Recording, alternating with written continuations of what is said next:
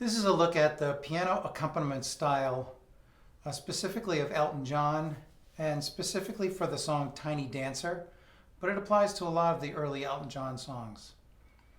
So the first thing to know is chord structure and the types of chords, the way that he plays his chords. So for Tiny Dancer, we're just going to stick to a couple of chords. We're going to stick to C major and to F.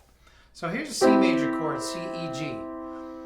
Now, the other thing I'm going to assume you know is that you know your inversions of chords. So C major chord with a C in the root position, first inversion with the C on the top, second inversion with the C in the middle, G, C, E. So we have a C chord, root, first, third position, okay? Let's do that with the F chord. Here's your F major chord, F, A, C, okay? Root position F chord, first inversion, second inversion, root position. Okay, so you have those two chords, your C chord and inversions, and your F chord and inversions. Okay, we'll examine other chords later.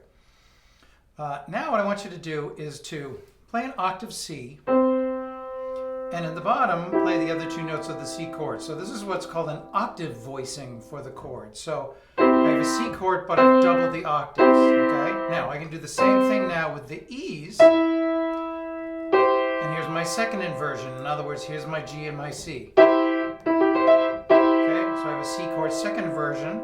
And for a third inversion, I'm going to put the G's in the octave. And again, G, C, E.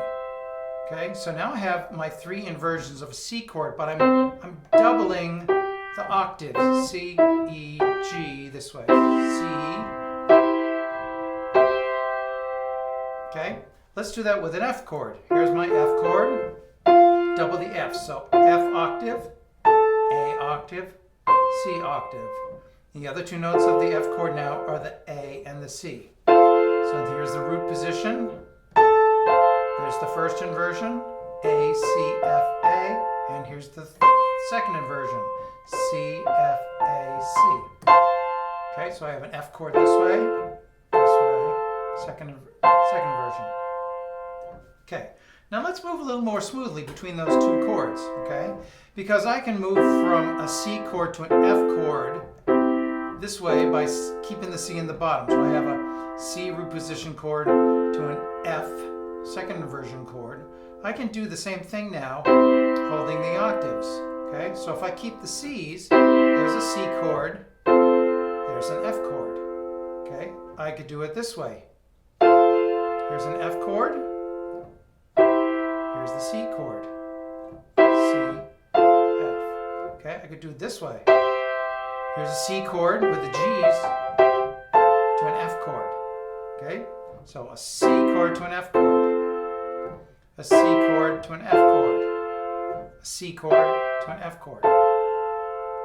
Okay, so that is basically what he's doing in Tiny Dancer, is he's moving between the C chord and the F chord.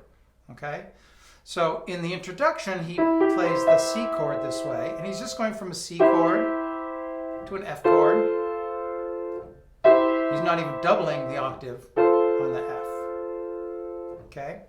All right. So now that we have the chords, the next thing to add is this rhythmic element. So what he's doing is he's giving the feeling of 16th notes, constant moving 16th notes in each beat. So one way to just work on that is just take these octave chords and to go 1, 2, 1, 2, 1, 2.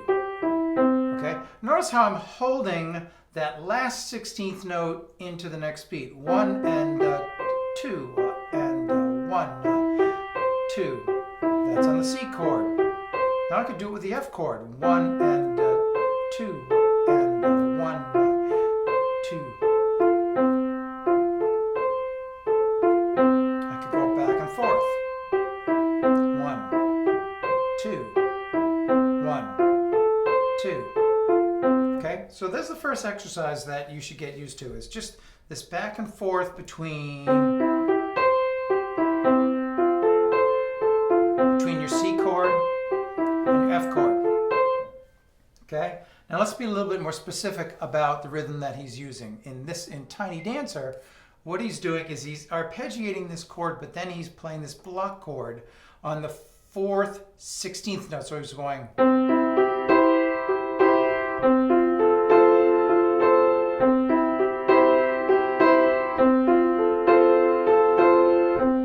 Okay, so 1 and 2, F chord.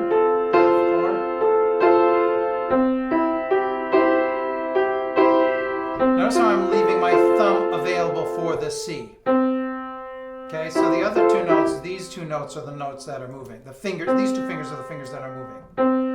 Okay, 1.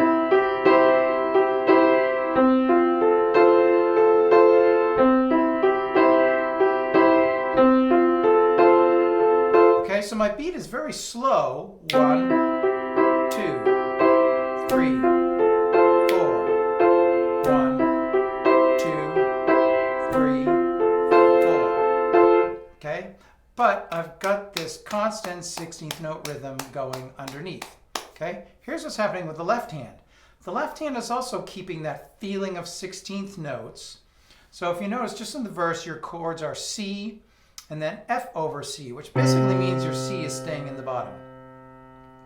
Okay, but what the left hand is doing is it's playing on off beats. 3, 4.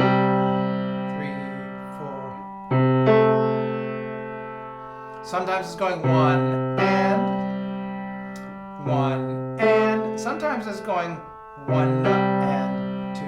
It's on the 16th note. If I put these together,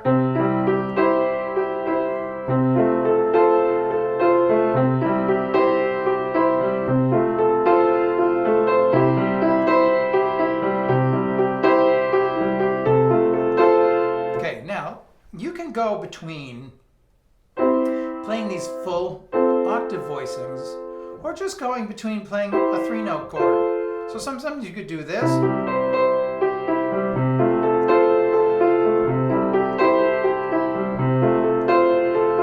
Or sometimes you could spread out the octave.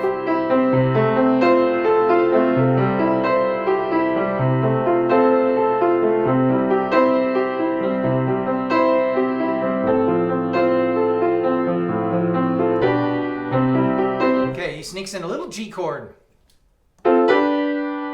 Let's see, on the 1, 2, 3, 4. On the 4th measure, on seamstress for the band.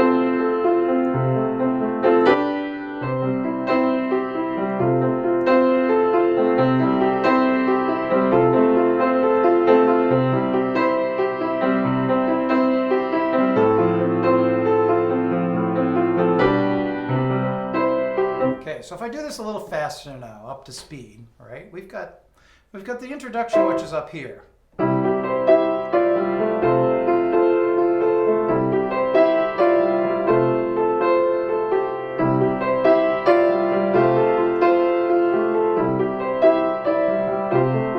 First verse.